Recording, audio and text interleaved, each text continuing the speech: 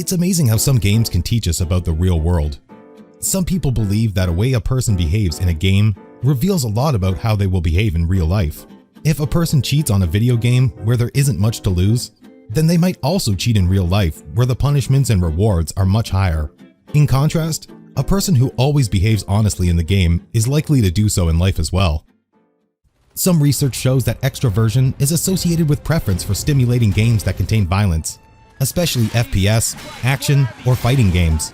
The reason for this may be the high demand for stimulation in extroverted people, which games full of car chases, shooting, and fighting undoubtedly meet. This phenomenon is not limited to individuals, but also applies to society. Some channels have already covered the similarities between the World of Warcraft pandemic and the pandemic in the real world. In this video, I want to focus on one particular game, EVE Online. We will discuss its finance systems and the similarities between it and big corporations. Welcome to another video of The Money Standard, where we talk about everything related to money, finance, and economy. If you like this video, make sure to like and subscribe. We're trying to reach at least 1,000 subscribers before the end of the year, and any help would be greatly appreciated. Ready? Let's get started. EVE Online is a game that's known for its complex finance systems that closely resembles reality. Some bigger channels have already created many videos covering similar aspects between the virtual world and the real world, like the way wars founded or the massive wealth inequality between players of different groups. For now, I want to focus on the structuring of many alliances over the years. Let's start with the basics. EVE has an in-game currency called ISK. This currency, like any other, helps buy many things in the game. You can buy ships, resources, upgrades, and even influence or territories depending on how much you have. Its approximate value is $6 per billion ISK. The terms of service prohibits converting in-game currency for real money and bans whoever does so. Some people, however, decide to take the risk when the amount in question is large enough, but we will talk about that later. Although players have the option to enjoy the game individually, they can also group together, like any other MMO, through corporations. Corporations alone control huge areas of territory, but this space gets even bigger if two or more corporations form an alliance. Belonging to a corporation has many advantages, including insurance that protects you in case your ship is destroyed during an authorized mission, protection from the corporation as long as you stay within the borders of its territory, training from veteran players who teach you the basics of the game, a group to help you carry out more dangerous missions than you could if you played alone.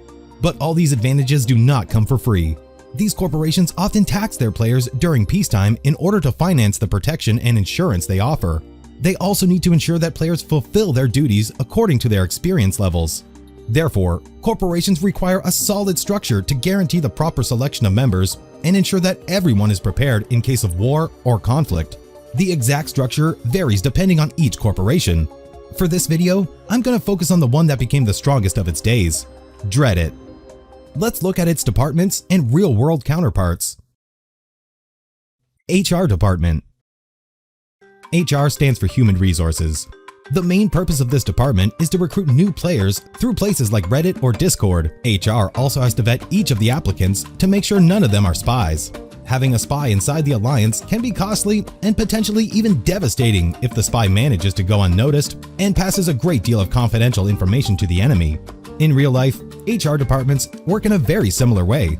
They have recruiters who are in charge of searching for ideal candidates on LinkedIn or at university recruiting events.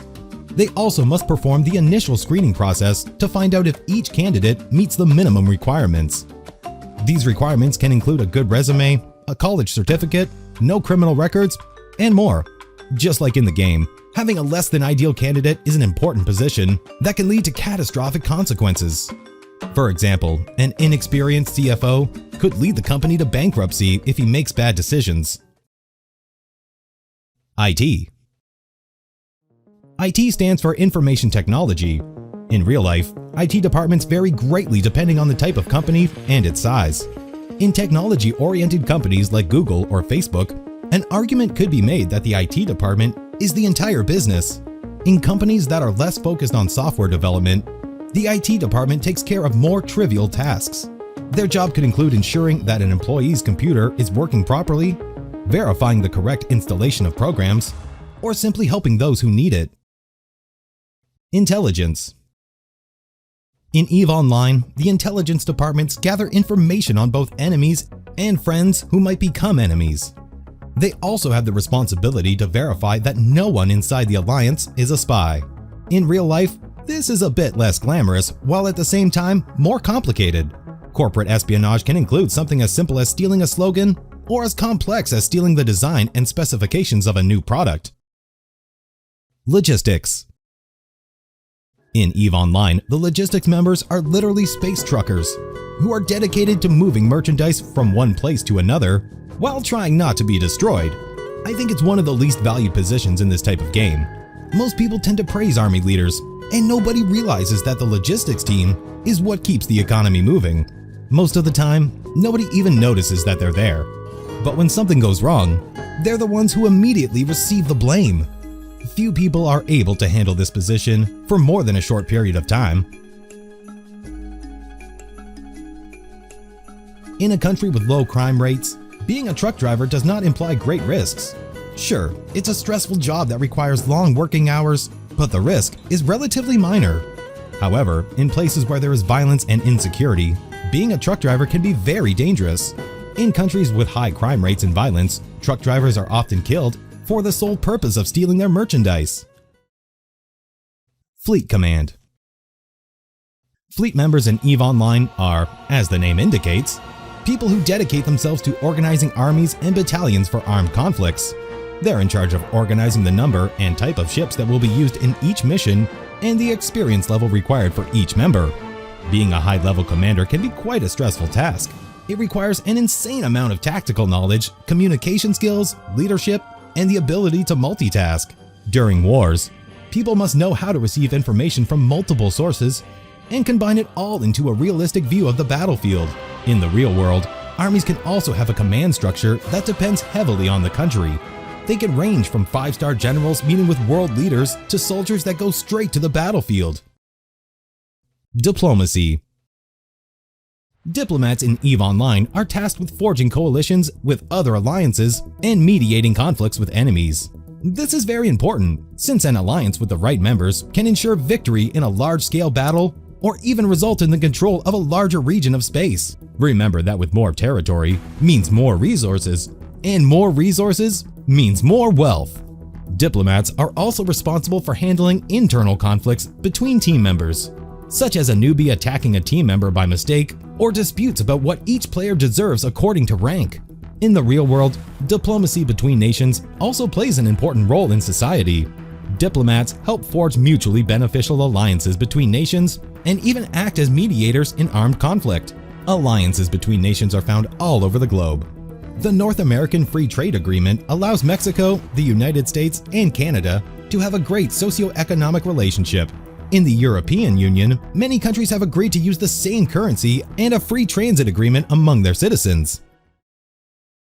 Propaganda Team. In EVE Online, this team promotes the great power of an alliance in order to increase its popularity. This is done through all things you can possibly imagine, ranging from memes to promoting the alliance on social media. As you can imagine, every large company today has a marketing team responsible for managing social networks, talking to the press, maintaining the public image of the corporation, and interacting with the community. This team may not seem very important, but don't forget that the popularity of an alliance undoubtedly increases the number of potential members it can have. Reimbursement Team. This area would be something exclusive to EVE Online, although it is similar to the way in which people claim refunds on products or services based on guarantees. Most decent-sized alliances have a ship replacement program where if you lose a specific ship on an alliance-sanctioned operation, you will get reimbursed for the loss so that you can get back into the fleet right away. The reimbursement team must make sure that players claiming reimbursements belong to the alliance and that they indeed lost a ship on an official mission. It would be very expensive to pay the ships of everyone who simply decided to go out and destroy their ship on a fun mission. I should mention that this level of organization only occurs in larger alliances that require a more formal structure. We are talking about those alliances that have thousands of members, not the small ones with just a few players. Well, that's about it. Now let's move on to the way tasks are distributed and assigned. No one is forced to enroll or participate in any alliance, but everyone in an alliance is expected to perform their duties and responsibilities. If they no longer want to participate, they can just leave. This is better explained by the former head diplomat of Dreadit. Tasks are delegated by people willing to do them and showing an interest.